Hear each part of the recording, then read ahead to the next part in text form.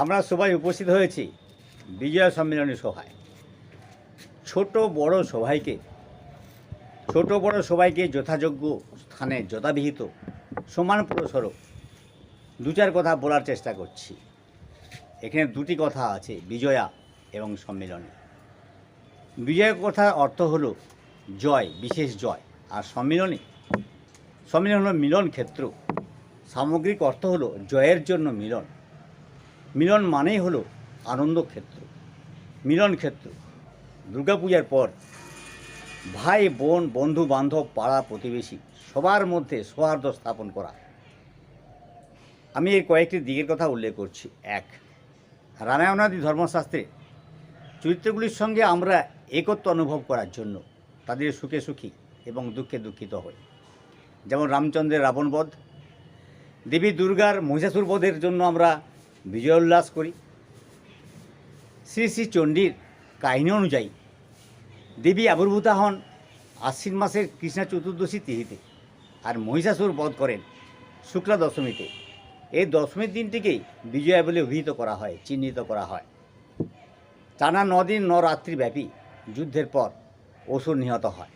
2, এভাবে অষ্টমী নবমী সন্ধিক্ষণে রামের দ্বারা রাবণের 10 মুণ্ড ভুল লুণ্ঠিত হয়, অর্থাৎ রাবণ নিহত হয়। এটিও বিজয়া। 3, দুর্গাপূজার শেষে দেবী কৈলাসে তথা স্বামী গৃহে প্রত্যাবর্তন করেন। তার না থাকার শূন্যতাকে ভর্তি করতে আমরা আনন্দের আবহ বজায় রাখতে প্রিয়জনদের নিয়ে আনন্দে থাকতে চাই। একে অপরের সঙ্গে আলিঙ্গন করি, কোলাকুলি করি, প্রণাম নিবেদন করি ও শুভেচ্ছা জ্ঞাপন করি। এই অনুষ্ঠানের নামই হলো বিজয় সম্মেলনী। 4, বয়স, জাতি, ধর্ম, বর্ণ নির্বিশেষে একত্রিত হয়ে পুরানো মান অভিমানকে তুচ্ছ করে সহানুভূতি, প্রীতি ও মিলনের চেতনা জাগ্রত করার জন্যই এই বিজয় সম্মেলনী। 5, আধ্যাত্মিক তাৎপর্যও আছে। এটি কেবল ধর্মীয় আচার অনুষ্ঠান নয়, নিজ শরীরে অশুভ শক্তির পরাজয় ঘটিয়ে শুভ শক্তির উন্মেষ ঘটানোই হলো বিজয় বা বিজয় সম্মেলনী, বিজয়া নাম। 6, সমাজে তাৎপর্য।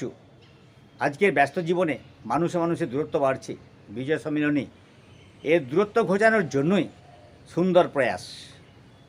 এতে সবার সাথে কাছাকাছি হওয়া যায়, তার জন্য বন্ধুত্ব ও প্রীতি সুদৃঢ় হয়।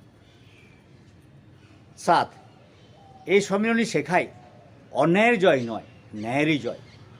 অশুভ শক্তির জয় নয়, শুভ শক্তিরই জয় বা বিজয়। 8, আমরা এই মিলন ক্ষেত্রে ভুলে যাই মান, অভিমান, দ্বন্দ্ব, বিভেদ, হিংসা, রেষারেষি, স্বার্থপরতা ও সংকীর্ণতা নয়। বিজয়ের পরে দীপাবলি, এটিও জয়েরই উৎসব।